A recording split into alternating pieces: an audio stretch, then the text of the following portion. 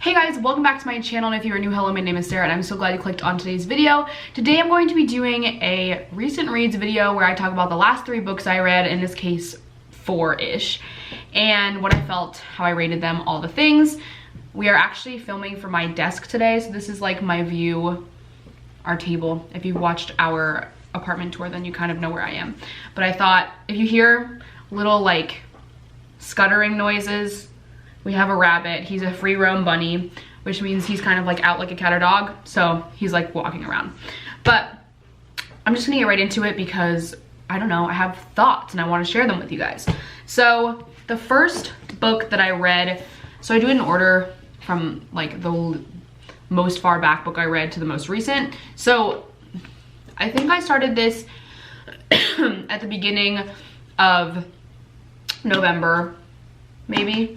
It is Where the Grass is Green and the Girls Are Pretty by Lauren Weisberger. I heard that this is actually a title of I don't remember the band, a band's song. You could probably tell me which one. It's a famous one, like not Pink Floyd, I don't remember. But this one was interesting. So I actually never read The Devil Wears Prada, but that was one of my favorite movies when I was growing up. So I never read that book, but she did write that one. The first book I read by her was When Life Gives You Lululemons. I loved that book. It was actually set in and around where I live. So I thought it was really fun to, like, I don't know, be a part of a story. It was super great. It was a chick lit, and I don't know. I think if I was reading books back then, pets. I was trying to do this video in one take so I didn't have to edit a lot, and Archie said, hold my beer. Where even was I? If I was rating books back then, I would have rated that a 5 out of 5. I loved it a lot. But this one was just not good.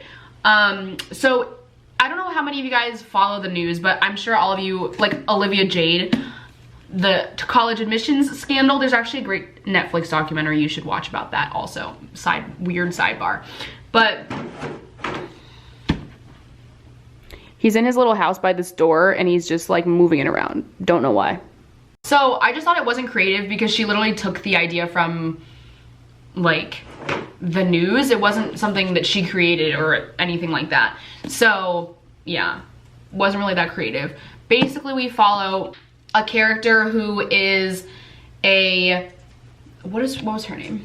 Peyton is like one of the most watched news anchors in America. So she's like famous as a newscaster, and her husband's also famous, and she paid this guy money to help her daughter get into Harvard, and we follow kind of her trying to rebuild her reputation. So it had the potential to be a great chick lit. That's kind of how I felt about it, but it was just not good. Like, I don't know. First of all, a lot of it I think is, I don't know, not body shaming, but she does a lot of like augmentations to her body to make herself look a certain way, and I think that like kind of spreads the wrong message. I will give you this. It was funny, but the ending was like I literally was like, okay, that was a waste of time. So I gave this a 2. I think I gave this a 3 when I originally read it, and I give it a 2 now that I'm thinking about it again. So yeah. Not my favorite. And then I read The Love Hypothesis by Hazelwood. I'm sure everybody knows about this book. It is one of the most talked about reads right now. I'm probably gonna get hate for this, but I didn't really think it was that great. This to me kind of felt a lot like The Hating Game, in the sense of like, I went into it thinking it was gonna be the most amazing thing I ever read because of how much hype it got, and then I was like, what is this? So it's not that I hated it, I just didn't think it was worth all the hype. So this follows a character named Olivia, and she, or not Olivia, Olive, and she is a PhD student, and she starts fake dating not her professor but a professor, and to make her friend feel comfortable dating their other best friend, basically, to like prove that she's over him. And then it turns out that he's been pining for her for a long time, and blah blah blah. First of all, I heard a lot of people rating this as a steamy book. There's like one steamy scene in the entire thing. Like, this is like, if we're talking about from 1, on a scale of 1 to Tessa Bailey, this is like a 3, maybe a 4. So would never rank this in the steamy category. I don't really get that.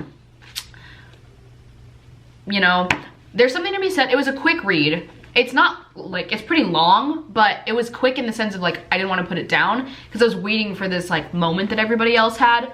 Honestly, the part that was the most interesting was the drama surrounding another professor in the book.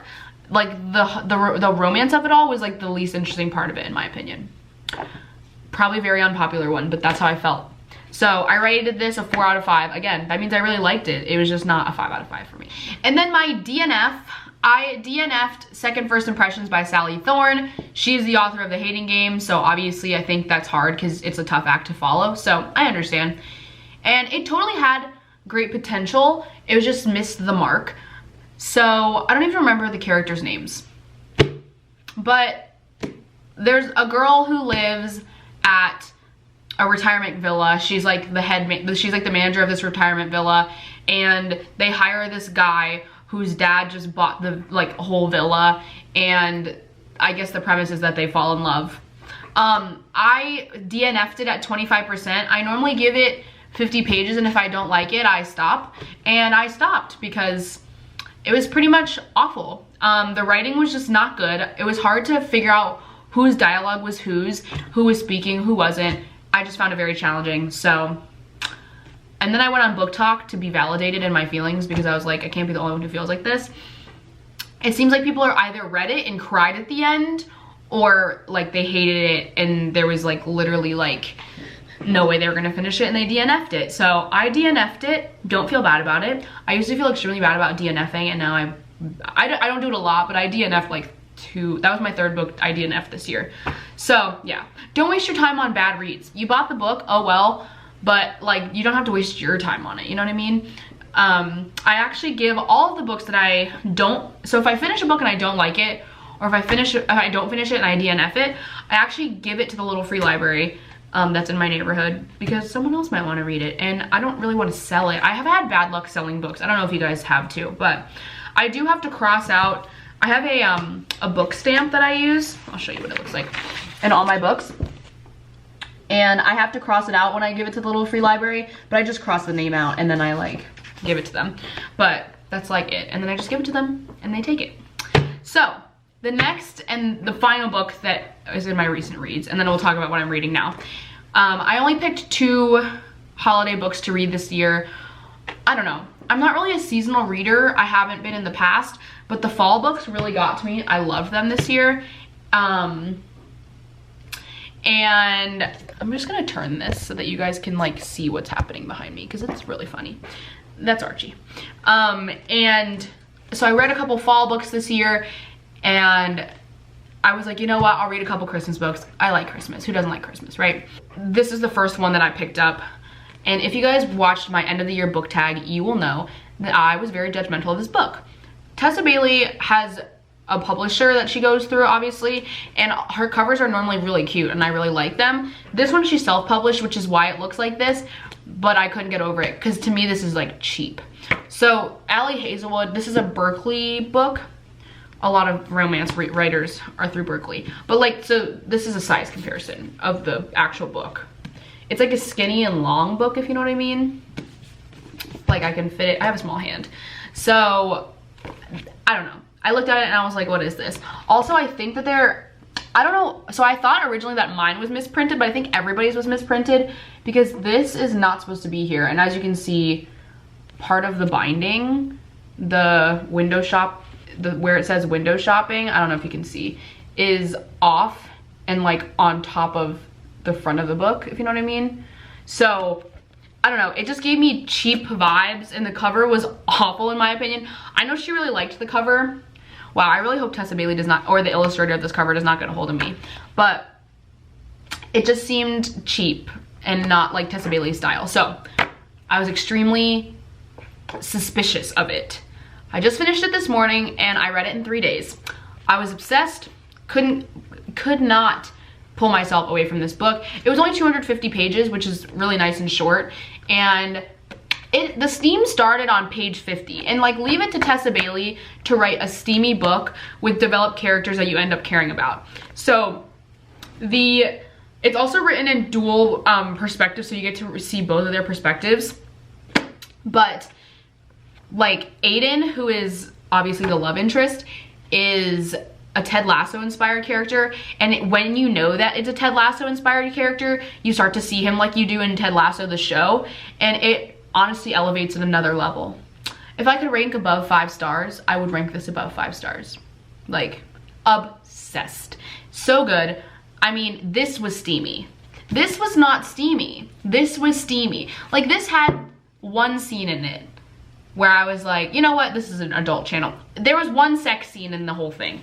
That's not enough for a steamy book, in my opinion. This had like 4. And I always, like, you always think Tessa Bailey can't, you know, fit another one in there, especially in 250 pages.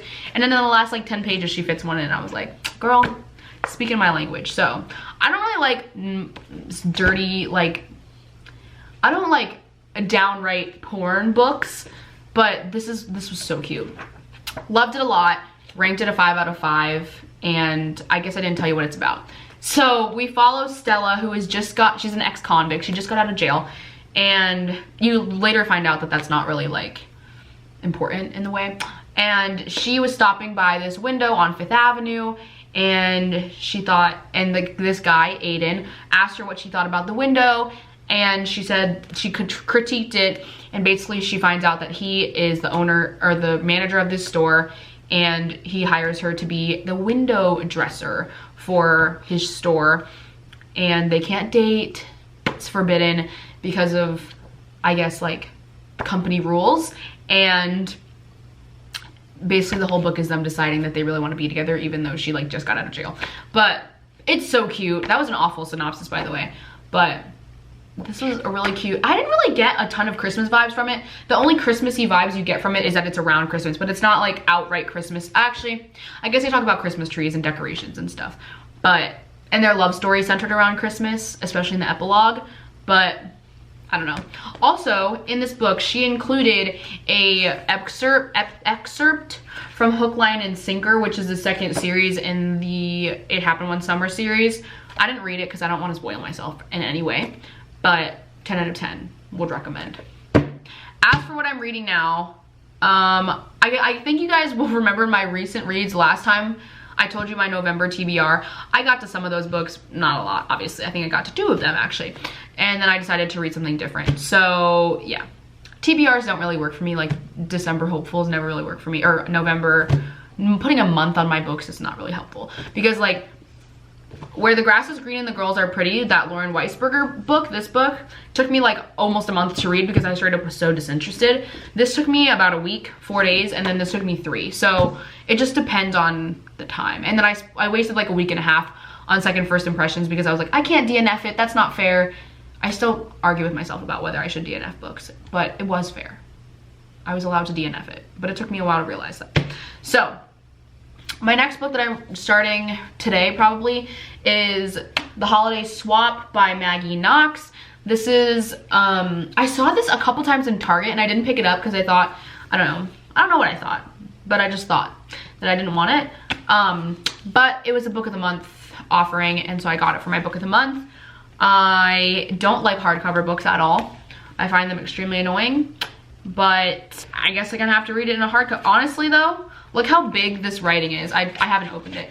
Like, this is huge. It looks like big print. I don't even know. But yeah, don't really like hardcovers. If you like hardcovers, that's fine. But I like a good floppy. This is actually not floppy enough. The Love Hypothesis was perfect. Look how floppy, and like when you get to the middle of it, it just like falls open. Such a good vibe. These you have to break in the spine before you really read them. But this is my first book of the month that I'm reading. I got A Little Hope, I think is what it's called, for my November book of the month, but I did not read it yet. And look how cute the little foil is that says book of the month and the date and then the title. I kind of love that. But yeah, so this is what I'm reading right now. I'll probably start it tonight. Don't really know. So that is it for Recent Reads, episode 6. Thank you guys so much for taking this little journey with me. I hope you guys enjoyed, and I will see you in my next video. Bye, everyone.